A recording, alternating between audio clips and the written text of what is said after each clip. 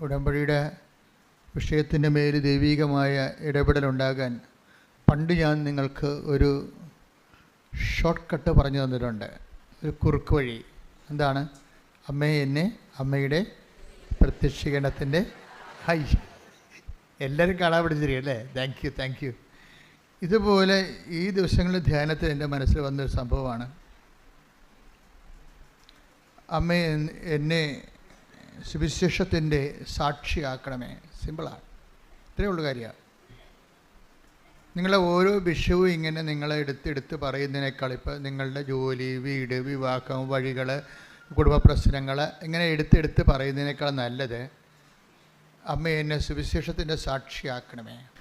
നമുക്ക് സുവിശേഷത്തിൻ്റെ സാക്ഷിയായിട്ട് ജീവിക്കാൻ പറ്റും. നമ്മുടെ ജീവിതത്തിൽ ദൈവ അനുഭവങ്ങൾക്ക് സാക്ഷ്യം വഹിക്കാൻ പറ്റും. ദൈവവചനത്തിന് വിധേയപ്പെട്ടുകൊണ്ട് സുവിശേഷവിഹിതമായ സമീപനത്തോടെ നമ്മൾക്ക്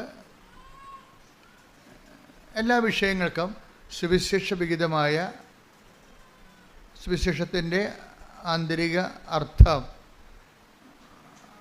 ആവഹിച്ചുകൊണ്ട് നമുക്കൊരു വിശ്വാസ സമീപനമുണ്ട്. അത് നമ്മുടെ പെരുമാറ്റത്തിലൂടെയാണ് വരുന്നത്.